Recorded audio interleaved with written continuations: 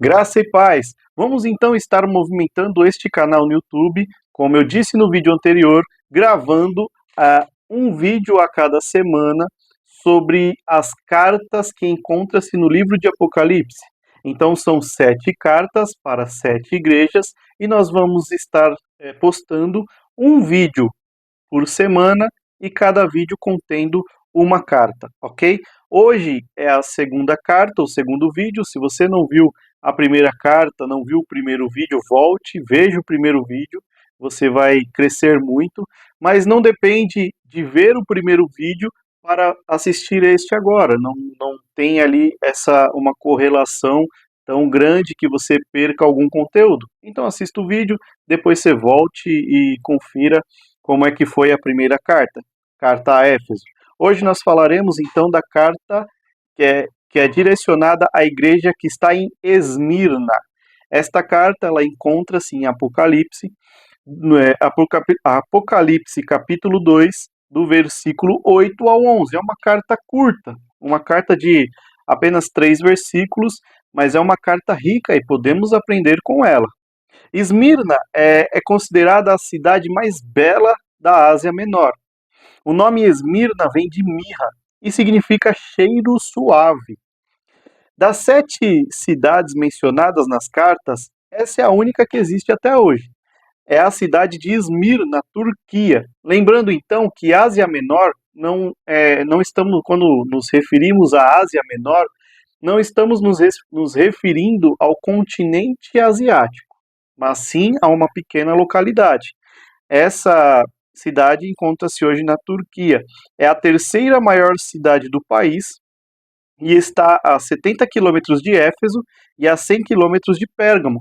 Isso mostra que essas cartas elas percorreram grandes distâncias. Essas igrejas não eram ali vizinhas próximas ali, onde em alguns quarteirões você encontrava 7 igrejas. Não, essas igrejas elas eram igrejas que estavam bem distantes umas das outras. Então essas cartas andaram a quilômetros e quilômetros, não apenas alguns metros ou poucos quilômetros, como alguns imaginam.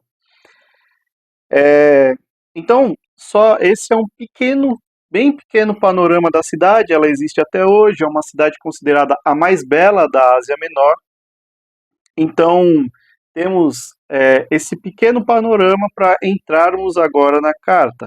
Esta carta, então, como já dito, encontra-se em Apocalipse 2, do versículo 8 até o versículo 11. E eu vou ler aqui para vocês. Ao anjo da igreja em Esmirna escreve: Estas coisas diz o primeiro e o último, que esteve morto e tornou a viver. Conheço a tua tribulação, a tua pobreza, mas tu és rico. E a blasfêmia dos que a si mesmos se declaram judeus e não são, sendo antes sinagoga de Satanás. Não temas coisas que tens de sofrer. Eis que o diabo está para lançar em prisão algum dentre vós, para ser disposto à prova, e tereis tribulação de 10 dias. Ser fiel até a morte, e dar-te-ei a coroa da vida. Quem tem ouvidos, ouça o que o Espírito diz às igrejas. O vencedor de nenhum modo sofrerá o dano da segunda morte. Então, esta é a carta escrita à igreja que encontrava-se em Esmirna, né? É uma carta, como eu disse, curta, mas com alguns ensinos importantes.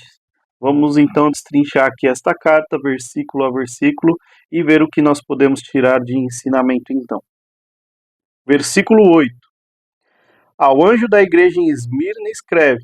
Então, só recapitulando o que dissemos na carta a Éfeso, que esse anjo ele era o líder, ele era o pastor, o bispo, a liderança que estava ali à frente da igreja. Este é o anjo que a carta é direcionada, é o líder da igreja, é o pastor, o líder, cada igreja chama esse líder de um nome, então é o líder, é o cabeça abaixo de Cristo, é claro, é o que está ali acima, ali, liderando a igreja, né?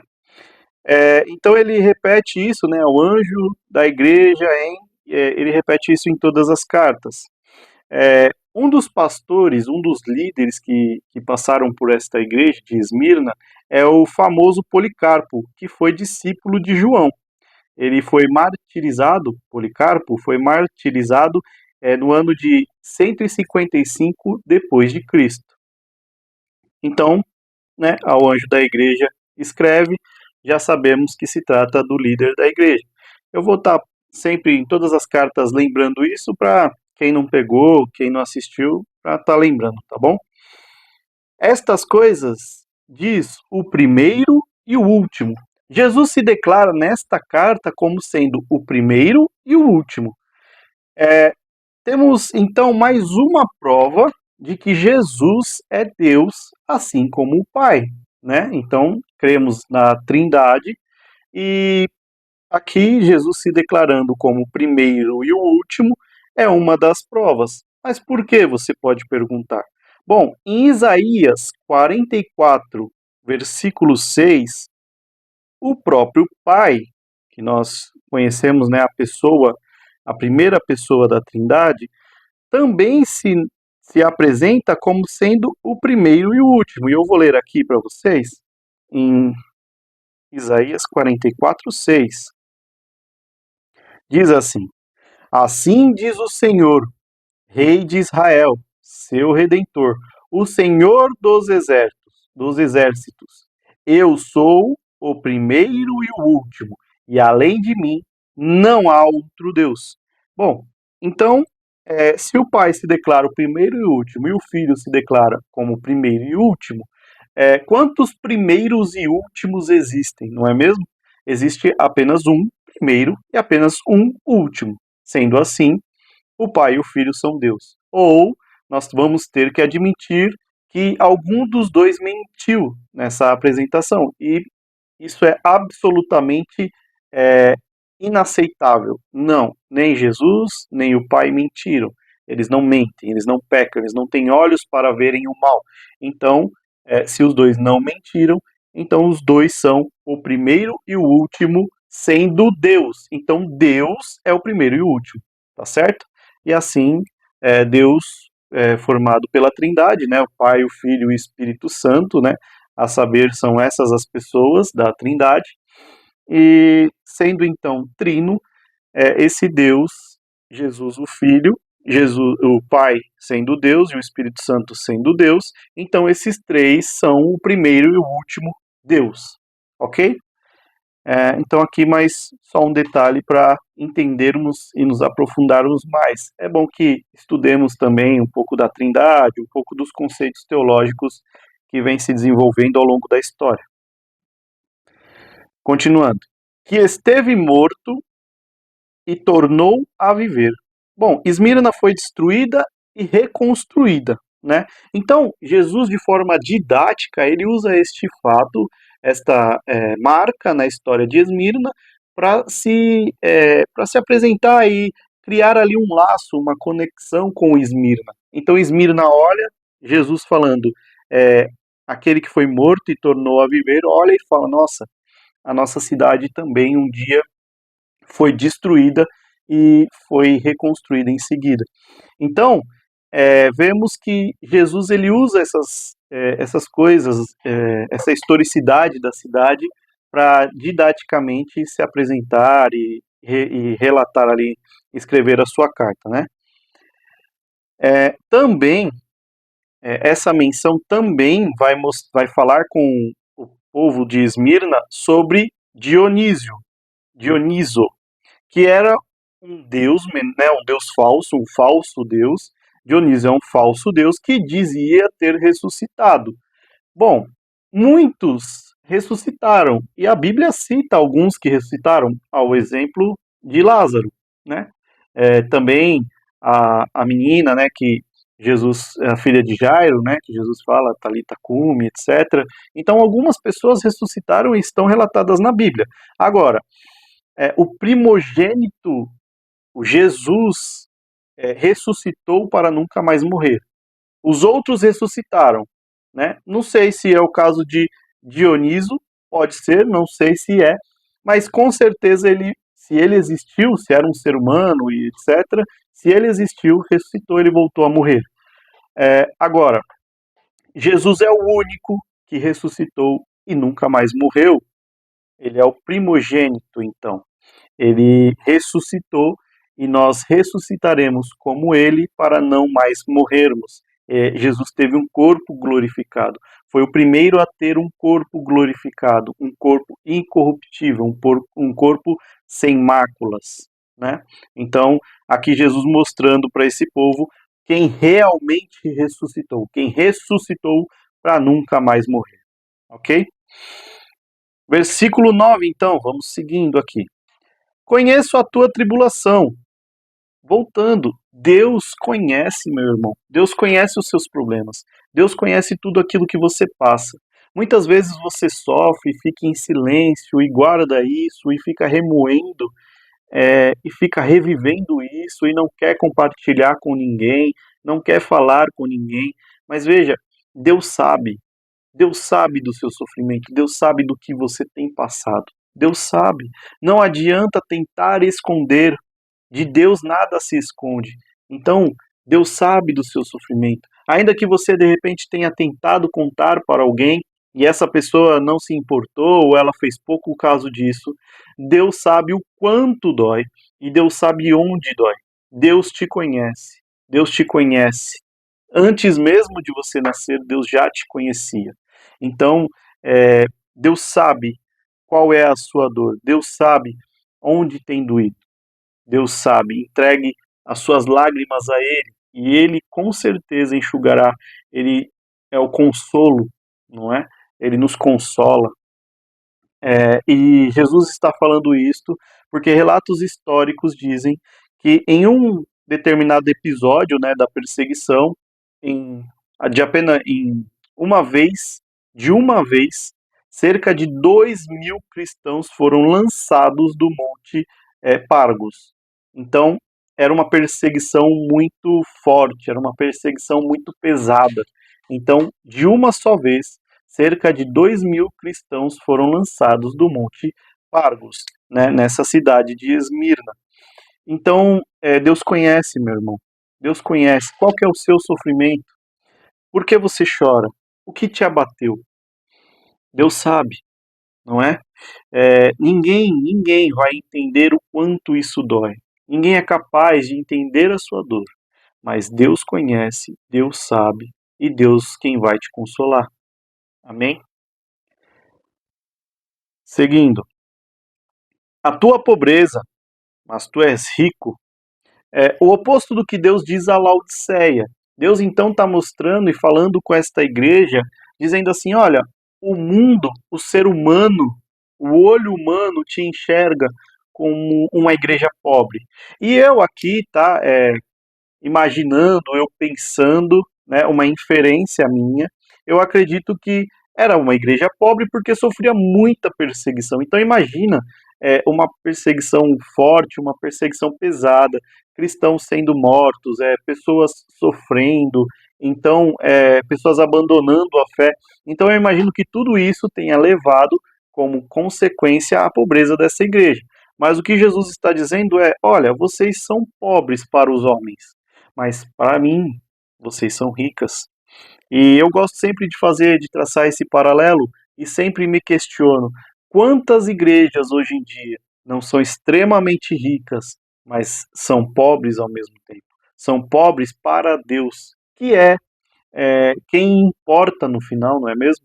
Então, de que adianta eu ser rico, de que adianta eu ter muito dinheiro, de que adianta eu ter templos enormes, eu ter construções magníficas, eu ter o melhor que eu posso ter nessa terra, se as pessoas que estão frequentando esta igreja são pobres espiritualmente. De nada adianta você ter uma cifra, um dízimo, o seu ofertório ser cheio, de nada adianta se as pessoas que frequentam esta igreja são pessoas pobres espiritualmente. E o que Jesus está mostrando, o que Jesus está dizendo é: as pessoas te enxergam como sendo uma comunidade pobre, mas eu te afirmo, vocês são ricas, vocês são pessoas ricas, vocês são uma comunidade rica, porque eu ando no meio desta igreja. Então, o Senhor está mostrando que não importa o quanto você recebe de oferta, o que importa é o quanto você oferta a Deus, né?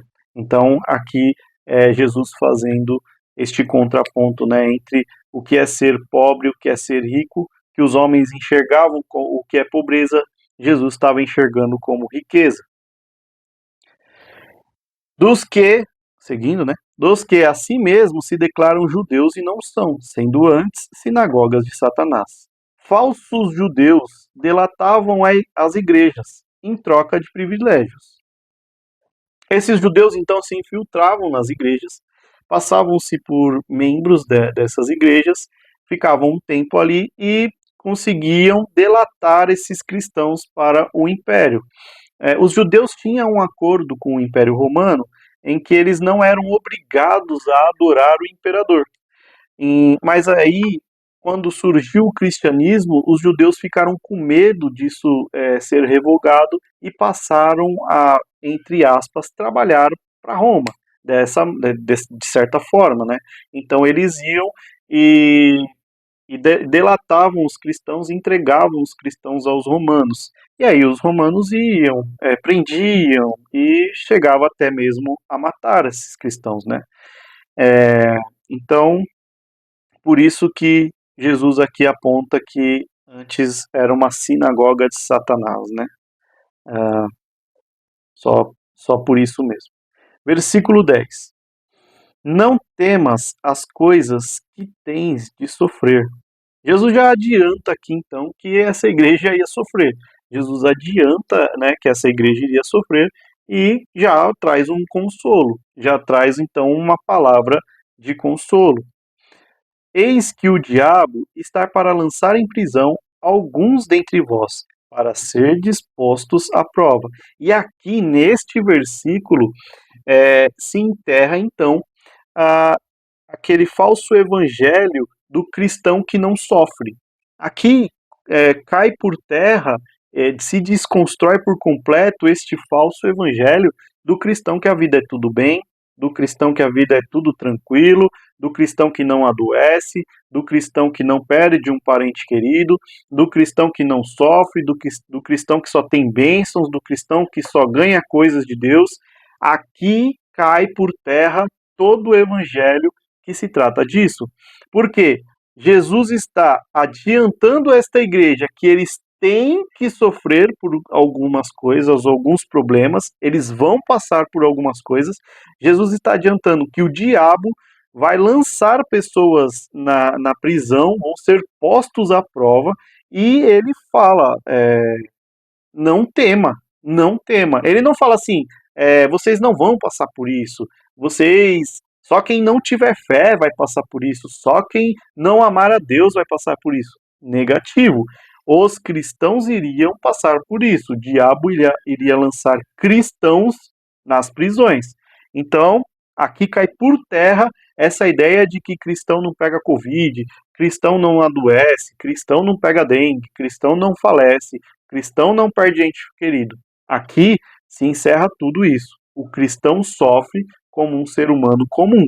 A diferença entre o cristão sofrendo e o ímpio sofrendo é que o cristão sabe que ele tem um pai, que ele tem um Deus a quem ele pode recorrer e a quem vai consolá-lo, e que no final ele vai ser um vencedor. Então, essa é a diferença. Mas o cristão também passa por provação, o cristão também passa por sofrimentos. Ser fiel até a morte. E aqui a ideia do texto não é somente falando seja fiel até o dia que você morrer de velhice, seja fiel até os últimos dias da sua vida. Não é só isso. É claro, temos que ser fiéis até o último dia das nossas vidas. Mesmo aqueles que morrerem por conta da idade, por conta de doenças, precisam ser fiéis a Jesus. Mas aqui este texto, ele traz a ideia de ser fiel mesmo quando a sua vida está em jogo, mesmo quando alguém te propõe, né, negar a Cristo em troca de viver mais. O que Jesus está falando é, seja fiel até quando a sua vida depende disso, até quando você precisa negar a Cristo para que você viva. Não negue, seja fiel. E aqui eu trouxe um relato histórico, né? E eu vou ler. É um relato sobre o martírio de Policarpo. Isso é um relato histórico, isso não está na Bíblia, isso é um pouco da tradição, a forma como Policarpo foi martirizado. Mas é um relato histórico bem confiável, né?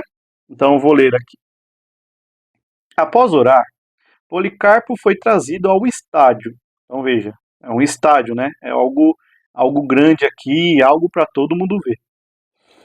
O Irenarca Herades tentou convencê-lo a poupar a sua própria vida, caso oferecesse sacrifícios a César.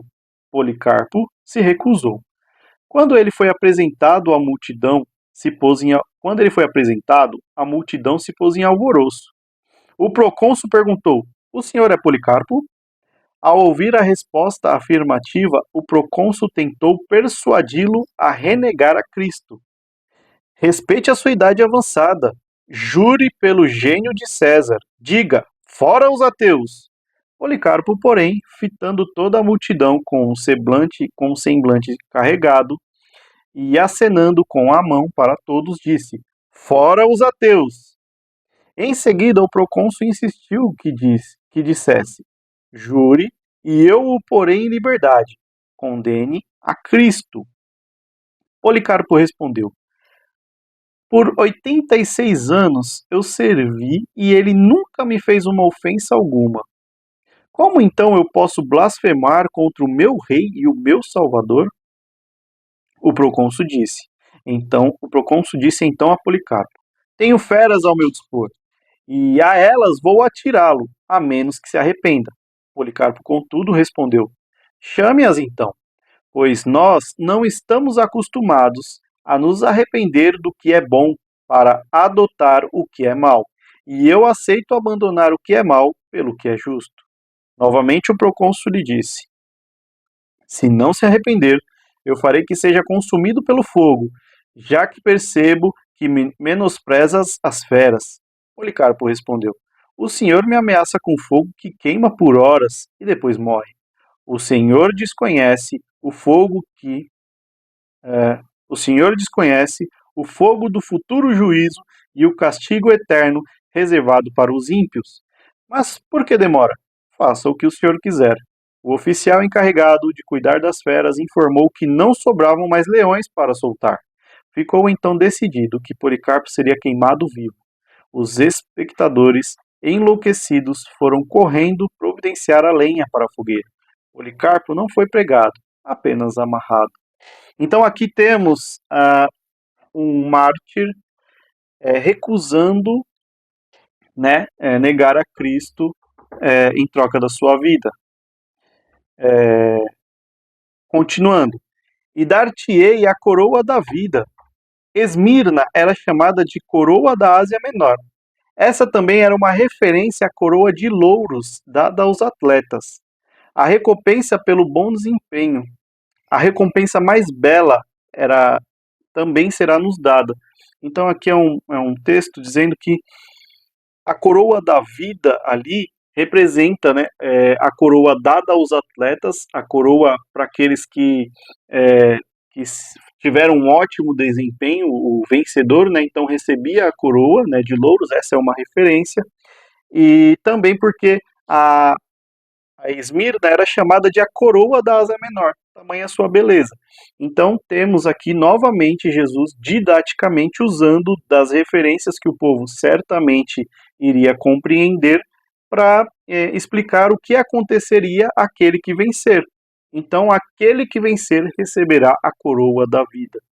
Que nós possamos ser as pessoas que receberão a coroa da vida. Que nosso Senhor Jesus possa nos coroar com esta coroa magnífica e que no final nós possamos olhar e ver várias pessoas coroadas com essa coroa esplêndida, a coroa da vida. Versículo 11 para fechar. O vencedor, de nenhum modo, sofrerá o dano da segunda morte. Essa é a morte eterna, tá? Essa morte que Jesus está falando é a morte eterna, a segunda morte.